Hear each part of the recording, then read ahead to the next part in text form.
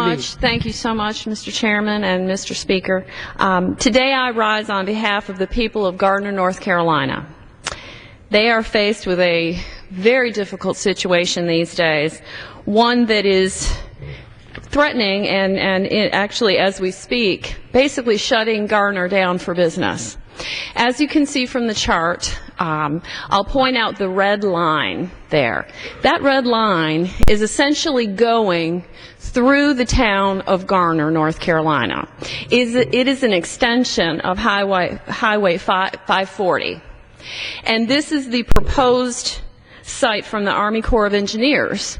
And as you can see, if you look at the chart, there are some other very colorful options to consider as well. However, those options go through areas of wetlands and things, and the area that goes through Gardner, North Carolina, that's the option that they're looking at because it's the only option that is outside of any wetlands and out of any areas that would harm such things as the dwarf wedge mussels. Now, basically what we're faced with today is a situation where Gardner, North Carolina is shut down for business. Right now, businesses are not, potential businesses wanting to relocate or set up shop or move to the area, individuals maybe wanting to move to Gardner, North Carolina, are reconsidering that choice because they see that there's a potential highway going through the center of their community, which is kind of a ridiculous situation. Many of the organizations that are involved right now have all said that this is not really a viable option, and yet we continue to look at it. We continue to allow Gardner, North Carolina, to be shut down for business, potential loss of jobs. We have individuals that live in Gardner, such as Brenda and Jerry Summer, who are an elderly couple that have children and grandchildren who have moved back to Gardner to be near them, and they have the threat of having that highway go right through the middle of their living room. We also are faced with a situation, Springfield Baptist Church. There for 140 years, 2,000 parishioners. They will literally lose their church and 50 acres of land. This is continuing because of the Clean Water Act and basically the Army Corps of Engineers' refusal to remove the red line from consideration. We've met with them.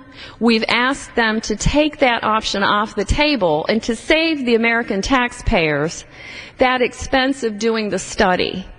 They know it's not a viable option. They know it's going to hurt business. They know that there are potential other options there, and yet we continue to look at it.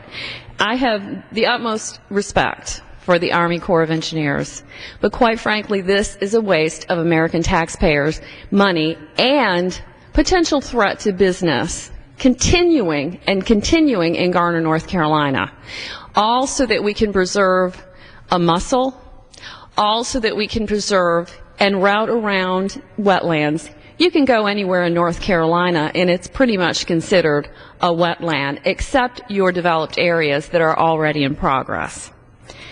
I'm not against the highway, the loop being finished, but certainly there are other options that can be looked at. You can see there's an orange line, a blue line, a pink line. They're all there. They all connect. And these are all viable options.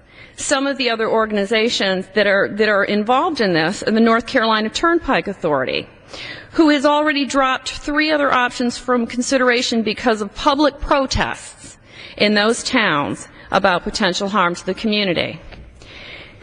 Gardner stands to lose a project worth of $9 million in investments and hundreds of jobs.